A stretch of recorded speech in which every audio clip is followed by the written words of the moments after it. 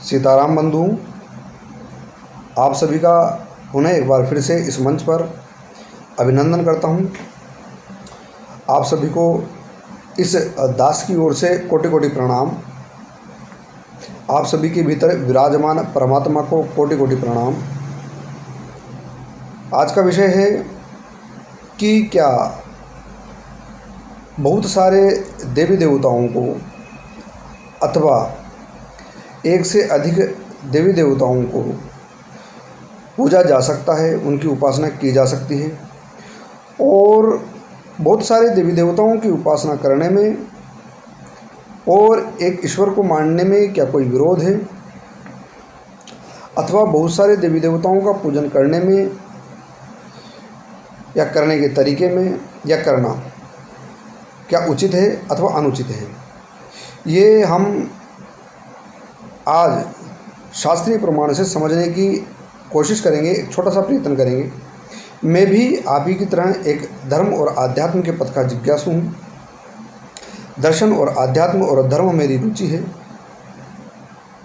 और इसी कारण से मैं खोज करता रहता हूँ। तो जो जितना मैंने समझा है उतना आप सभी के समक्ष इस विषय का कि क्या एक से अधिक देवी देवताओं की या एक से असंख्य देवी देवताओं की पूजा उपासना की जा सकती है और यह सही है या गलत है, इस पर निष्कर्ष आपको पूरा वीडियो देखने के बाद में निकालना है और फीडबैक दीजिए। मुझे बताइए कि आपने इस आध्यात्मिक विश्लेषण से, इस शास्त्रीय आध्यात्मिक विश्लेषण से क्या समझा। तो आप सभी के लिए आज एक बहुत अच्छा विषय और वीडियो लेकर आ रहा हूँ। कई बार ये प्रश्न कई लोगों द्वारा अनायासी या गलत तरीके से पूछा जाता है। विषय यह है कि क्या बहुत से देवी देवता हैं और बहुत से देवी देवताओं की उपासना की जा सकती है? क्या एक ही ईश्वर को पूजना चाहिए? तो इस विषय को लेकर लोगों में काफ़ी भ्रम है और भ्रम की स्थिति में वो कन्फ्यूजन में रहते हैं। तो हम प्रयत्न करेंगे कि शास्त्रीय रूप से और तर्क से इस विषय का समाधान करें। तो यह तो धर्म ततो जय, जहाँ धर्म है वहीं जय है। व्यक्ति धर्म का आचरण करता है उसका आध्यात्म प्रबल होता है, क्योंकि धर्म का जो मूल लक्ष्य है वह आध्यात्म को ही प्रबल करना है। जब जीव का, मनुष्य का आध्यात्म प्रबल होता है तो आध्यात्म के प्रबल होने से पहले धर्म के आचरण से चित्त शुद्ध होता है। चित्त शुद्ध होने से अशुद्धि समाप्त हो जाती है, मन के जो विकार हैं वो समाप्त हो जाते हैं और फिर सत्य के दर्शन हो जाते हैं। और यही आध्यात्म है, अर्थात अंतरात्मा के। आपको समझ में आने लगता है कि सत्य क्या है, असत्य क्या है, धर्म क्या है, अधर्म क्या है, पाप क्या है, पुण्य क्या है, गति क्या है, दुर्गति क्या है, सदगति क्या है। ये विषय आपको धीरे धीरे चित्त के शुद्ध होने से, साधना के क्रम में गुरु कृपा से, इष्ट कृपा से समझने आने लगते हैं। अब वीडियो को अंत तक देखें, स्किप न करें और औरों को भी ये वीडियो अवश्य शेयर करें।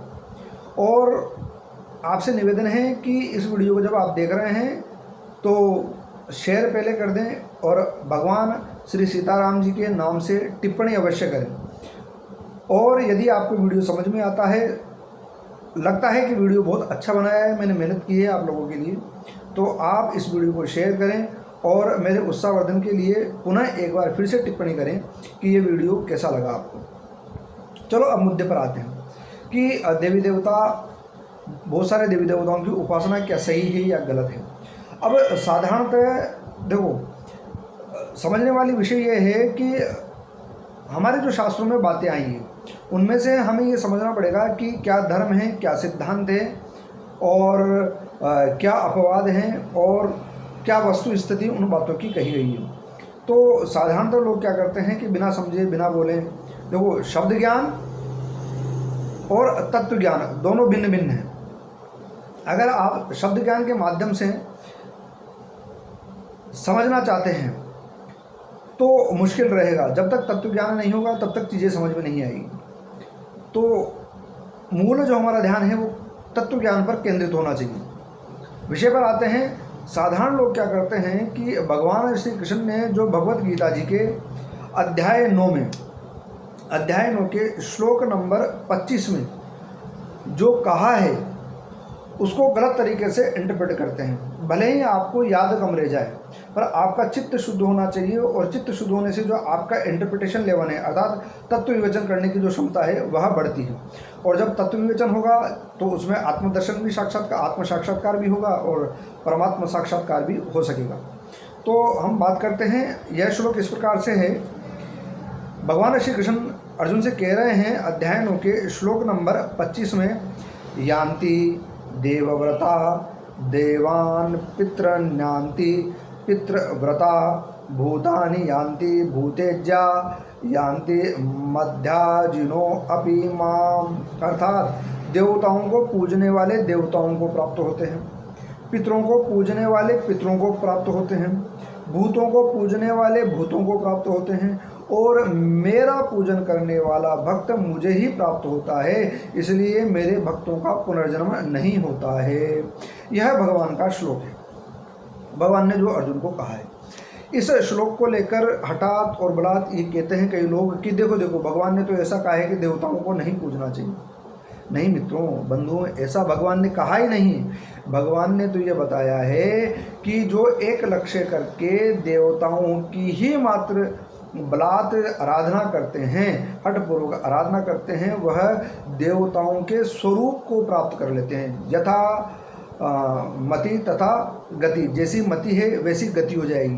तो जीव जिस प्रकार की जिन की उपासना करेगा, जिनका संग करेगा, जब हम देवता की उपासना करते हैं, किसी की उपासना करते हैं, तो उससे हमारा उसका संग बढ़ता है, उससे आत्मीयता बढ़ती है, और हम उसी के विचारों को और उसी के स्वरूप को ग्रहण कर लेते हैं। यहाँ सिद्धांत ये है। तो भगवान ये कह रहे हैं, और यही मुक्ति है कि जब हम श्री कृष्ण की उपासना करते हैं तो श्री कृष्ण का स्वरूप ही प्राप्त कर लेते हैं। उसका स्वरूप जो मुक्ति है वह हमें प्राप्त हो जाती है। देखो, 3 प्रकार के मूल शरीर हैं, स्थूल शरीर, सूक्ष्म शरीर और कारण शरीर। भगवान कारण शरीर में रहा करते हैं। वैसे तो भगवान घट घट में व्याप्त है, क्योंकि ये सारा संसार भगवान का ही स्वरूप है, भगवान से ही उत्पन्न है। तो जो कारण से सूक्ष्म शरीर में गया है वह भी भगवान का अंश गया है, और जो सूक्ष्म शरीर से स्थूल शरीर में गया है वह भी भगवान का ही अंश गया है। तो शास्त्र यह भी कहते हैं, शास्त्रकार, सर्वखल इदं ब्रह्म, सारा संसार ईश्वरमय है, तत्त्वमसि, तो जो वह है वह मैं हूँ, जो मैं हूँ जो सारा संसार है।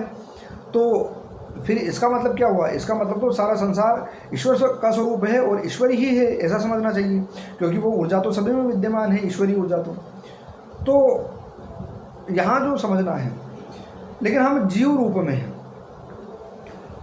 अब हम जीव रूप में हैं, लेकिन हमारा जो मूल तत्व है वह ईश्वरीय तत्व है, और वर्तमान प्रकट तत्व है वह जीव तत्व है।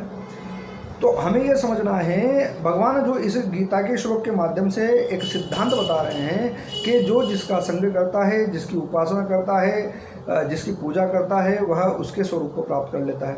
जो देवताओं को पूजता है वो देवताओं के स्वरूप को प्राप्त कर लेता है। जो भूतों को पूजता है वो भूतों के स्वरूप को प्राप्त कर लेता है, क्योंकि उसका ही संग हो रहा है। और जो पितरों को पूजता है वो पितरों के स्वरूप को प्राप्त कर लेता है। तो फिर भगवान ये समझाना चाह रहे हैं कि तू एकनिष्ठ होकर मेरी शरण में आ जा, मेरी उपासना कर, फिर तू मेरे ही स्वरूप को प्राप्त कर लेगा और तुझे मुक्ति मिल जाएगी। और मुक्ति से भी परे है जो मोक्ष का सिद्धांत है, जहाँ पर कारण शरीर से भी महाकारण शरीर, जहाँ पर जन्म और मरण और कुछ नहीं होता है, सब शून्य है। यह ऊर्जा सदा सर्वदा के लिए समाप्त हो जाती है। समाप्त तो नहीं होती, परमात्मा में जो परमात्मा है, जो परम ऊर्जा है, उसमें लीन हो जाती है। जैसे नदियां सागर में मिलकर सागर हो जाती है, इसी प्रकार से जीव परमात्मा में मिलकर परमात्मा के स्वरूप को ग्रहण कर लेता है, और निराकार ब्रह्म को में मिलकर उसका साक्षात्कार करके उसमें मिलकर उसके स्वरूप को ग्रहण कर लेता है। तो यह सिद्धांत बताया गया है कि जो जिसकी उपासना करता है वह उसके स्वरूप को प्राप्त कर लेता है। और भगवान ये समझाना चाहते हैं कि तो भले ही सब में, अब जो सांसारिक जीव है, साधारण बुद्धि का जीव है, उसके लिए भी समझाना चाह रहे हैं, जिसका सतोगुण है, जिसका रजोगुण है और तमोगुण है। अब इनको हम तीनों दृष्टियों से देखने का प्रयत्न करेंगे, पर उससे पहले हम इसको श्रीमद् भागवत महापुराण के 11 स्कंद के 3 अध्याय के श्लोक नंबर 9 से हम समझेंगे, जहाँ पर भगवान एक और वचन कहते हैं, और वह वचन इस प्रकार से है। आप देखेंगे तो आप आश्चर्य करेंगे कि यहाँ पर तो क्या कहा और वहाँ पर क्या कहा। वहाँ भगवान ये कहते हैं, इसकी सेकंड लाइन का अर्थ बता रहा हूँ, देव द्विज गवाम पूजा भूतेषु परमो भव, अर्थात हे श्रेष्ठ यदुवंशियों, देवता ब्राह्मण गौओं की पूजा ही प्राणियों के जन्म का परम लाभ है। तो फिर यहाँ तो भगवान कह रहे हैं कि देवताओं की भी पूजा करनी चाहिए और गौ और ब्राह्मण की भी पूजा करनी चाहिए। तो यहाँ तो भगवान निषेध नहीं कर रहे हैं, यहाँ तो भगवान जीव को प्रवृत्त होने के लिए कह रहे हैं। अब समझे, यहाँ भगवान ये कहना चाहते हैं कि मूल लक्ष्य तो मुझे परमात्मा को ही रखो, पर किसी अन्य की उपेक्षा मत करो। गौ की उपासना करो, लेकिन गौ को अंतिम फाइनल डेस्टिनेशन समझकर उसकी उपासना मत करो, उसकी पूजा करो। हर जीव जंतु में ईश्वरीय स्वरूप को देखो, घर पे आए हुए मेहमान को भी आप ईश्वरीय स्वरूप के रूप में देखो, जो मंदिर में मूर्ति है उसमें भी ईश्वरीय स्वरूप को देखो, कण कण में शंकर को देखो, कण कण में उस ब्रह्म के ओज और तेज को आप अनुभव करने की कोशिश करें। यह परम ज्ञान है आध्यात्म। जो रजोगुणी व्यक्ति हैं, जिनको संसार चाहिए, वह भी धर्म का आचरण करके और देवताओं की उपासना करके उनसे अमुक अमुक प्रकार के पदार्थ जो उनकी इच्छा है वह प्राप्त कर सकते हैं। यही गीता में एक जगह श्लोक आया है जहाँ पर भगवान ने बताया है कि मनुष्य जिस देवता की उपासना करता है वह देवता प्रसन्न होकर उसे वह वर प्रदान करता है। क्यों कहा भगवान ने ऐसा? यह सिद्धांत है। भगवान सिद्धांत समझाने की कोशिश कर रहे हैं, फिर अंत में मूल करना क्या चाहिए वह बताने की कोशिश कर रहे हैं। भगवान सिद्धांत ये समझा रहे हैं कि जो जीव, जो मनुष्य जिसकी उपासना करता है वह उसके स्वरूप को प्राप्त कर लेता है। तो यहाँ पर अब भगवान समझाना चाहते हैं कि मूल रूप से इष्ट के रूप में, आराध्य के रूप में तू मेरी उपासना कर, लेकिन दूसरे की उपेक्षा मत कर। अर्थात समस्त करोड़ों करोड़ों देवी देवताओं का भी हम एक साथ वंदन कर सकते हैं। लोग पूछते हैं कि इतने सारे देवी देवता हैं तो बताओ, उनके नाम बताओ। अरे भले मानुस, 84 लाख प्रकार की योनियाँ हैं, क्या कोई व्यक्ति 84 लाख योनियों के नाम एक साथ बता सकता है? हमें अपने जीवन में 200 नाम तो याद रहते नहीं हैं, क्या लाखों देवी देवताओं के नाम बताएंगे? क्या 8 अरब से 9 अरब से ज़्यादा की जनसंख्या इस समय वर्तमान विश्व में है, क्या सभी के नाम हमें याद हैं? क्या सभी जीव जंतुओं के नाम हमें याद हैं? तर्क से समझे। 4 प्रकार के प्रमाण भगवान श्री कृष्ण ने उद्धव जी को एकादश स्कंद में बताए हैं। शास्त्र प्रमाण, प्रत्यक्ष प्रमाण, अनुमान प्रमाण और तर्क प्रमाण। तो हमें इनसे चीज़ों को समझना चाहिए।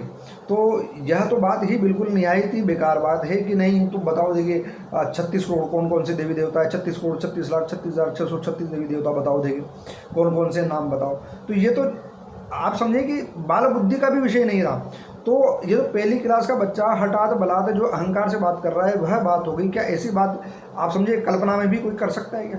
करोड़ों करोड़ों हमें नाम याद नहीं है, हम नाम याद नहीं कर सकते, तो क्या उनका अस्तित्व समाप्त हो गया? जो सूक्ष्म ऊर्जाएं ब्रह्मांड में फैली हुई है, क्या उनका अस्तित्व समाप्त हो गया?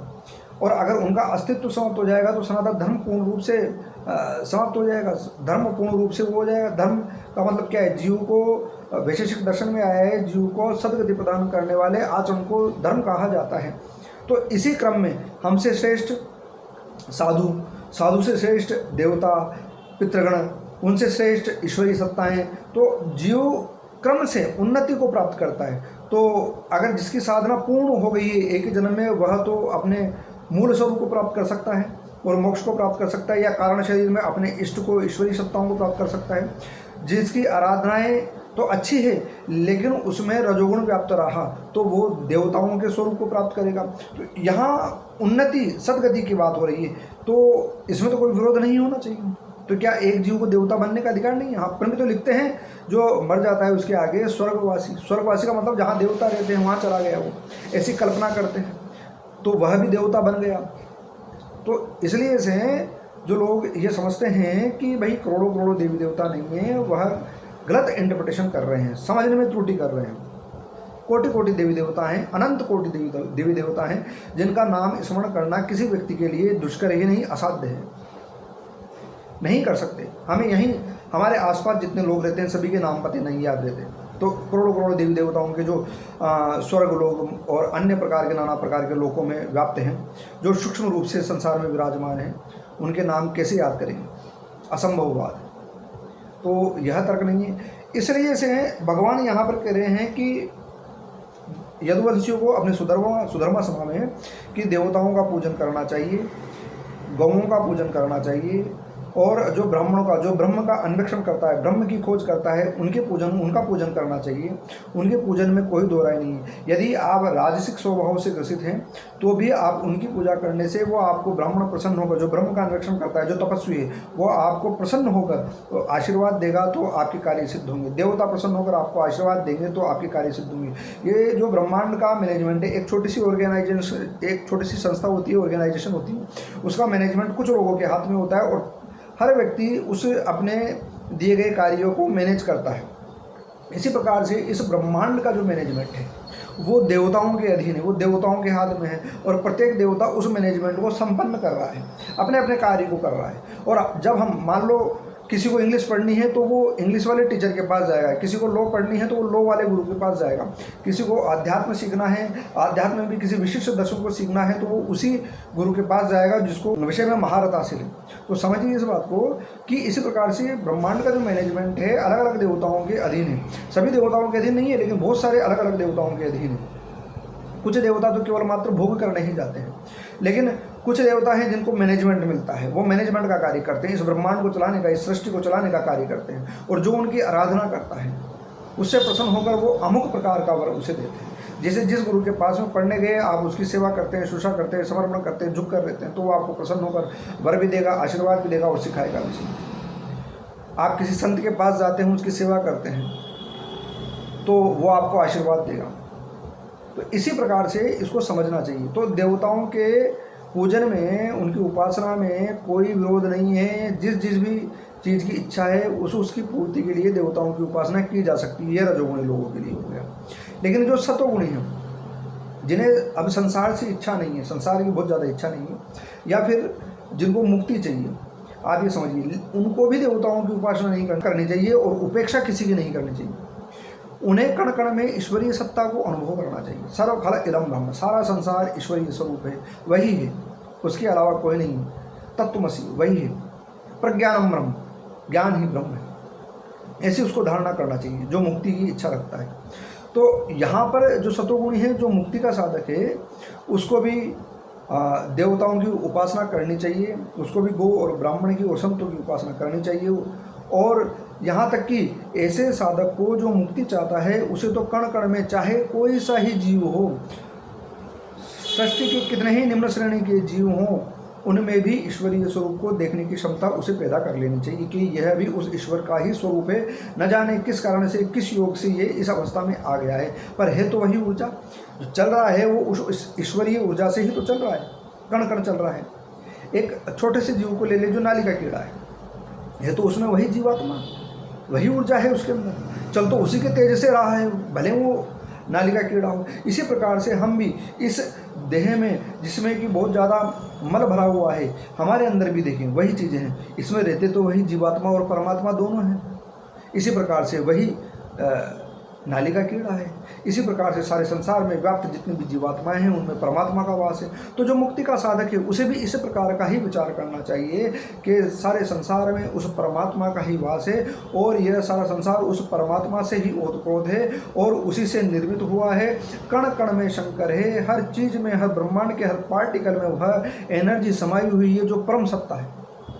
आप में, मुझ में, जो मेरा वीडियो देख रहे हैं उनमें, सभी के प्रति सुहृदय रहें, सभी के प्रति साधु भाव रखें, सभी के प्रति दया का भाव रखें। क्योंकि जब आप वास्तविक स्वरूप में ईश्वर के दर्शन करना चाहते हैं, उनका तत्व दर्शन करना चाहते हैं, तो यह आपको सीखना पड़ेगा कि संसार में सारे जीव मेरे ही जैसे हैं, मुझसे कोई भिन्न नहीं है। मेरे अंदर जैसे परमात्मा का वास है वैसे ही सारे संसार के जीवों में परमात्मा का वास है। ये सारा संसार उस परमात्मा का विलास है, उस परमात्मा का परिवार है। सारे संसार में एक एनर्जी, सारे संसार की ब्रह्मांडीय जितने भी ऊर्जाएं हैं उनसे जुड़ी हुई है। जैसे हम परिवार, हमारा छोटा, ये एक उसका सारे ब्रह्मांड का एक छोटा सा स्वरूप है कि हमारा परिवार, उसमें बहन भाई माता पिता होते हैं। इसी प्रकार से ब्रह्मांड का बड़ा स्वरूप है कि उस परमपिता परमेश्वर का यह पूरा परिवार है, यह उसका कुटुंब है सारा संसार। तो अगर इस दृष्टि से देखा जाए तो हमारी एनर्जी संसार में सुदूर अमेरिका में रहने वाले या कहीं पर भी रहने वाले एक छोटे से कण से भी हमारी एनर्जी जुड़ी हुई है।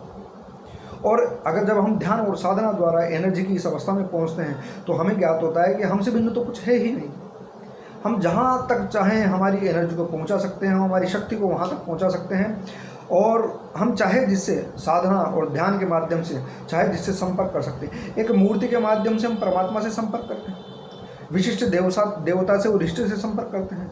कैसे करते हैं? क्योंकि हम जिसका ध्यान कर रहे हैं वह केवल मात्र मूर्ति नहीं है, अपितु साकार ब्रह्म वैसा ही है। हम उस एनर्जी तक पहुंचने के लिए उस मूर्ति का, उस साकार स्वरूप का, जैसे मान लो हम हमारे पिता की तस्वीर देखिए, भले ही हमारे पास में पिता मत हो, हमें स्मरण हो जाएगा कि ये हमारे पिता हैं, ऐसे हैं, लेकिन वह तस्वीर पिता नहीं है, लेकिन उसकी वह जो ऊर्जा है उससे हमारा कनेक्शन हो जाएगा कि हम किस ऊर्जा की बात कर रहे हैं, किस स्वरूप की बात कर रहे हैं। जैसा कि उस तस्वीर में, हमारे पिता की तस्वीर में हम देख रहे हैं, अब वो हमसे 200 किलोमीटर दूर है, तो हमारी एनर्जी कहाँ जाकर जुड़ेगी? उन 200 किलोमीटर दूर जहाँ पर हमारे पिता इस समय वर्तमान में, हमारा भाई जहाँ पर इस समय हमारे वर्तमान में, केवल मात्र फोटो देखने से। इसी प्रकार से परमात्मा के प्रतिमा में या देवता के प्रतिमा में दर्शन करने से उस ईश्वरीय सत्ता का स्मरण होता है जो इस ब्रह्मांड में कहीं पर विराजमान है और जिससे ये सारा ब्रह्मांड स्फुरित है, संचालित है। हम उसका स्मरण जैसे ही करते हैं तो हमारा जो अंतरात्मा का कनेक्शन है उस परमात्मा से वहीं डायरेक्ट जुड़ जाता है उसी समय, कि हम विशिष्ट परमात्मा की, विशिष्ट ईश्वरीय सत्ता की, विशिष्ट शक्ति की, विशिष्ट देवता की हम ध्यान कर रहे हैं। हमारा वहाँ जैसे ध्यान करते हैं, जैसे स्मरण करते हैं तो हमारा कनेक्शन जुड़ जाता है, और कनेक्शन जुड़ता है तो साधना और ध्यान चालू हो जाता है। तो ये समझना चाहिए कि शास्त्रों में सिद्धांत कहाँ कहा गया है। जब भगवान श्री कृष्ण कहते हैं कि जो जिसको पूछता है वो उसको प्राप्त होता है, तो यहाँ सिद्धांत वाली बात है।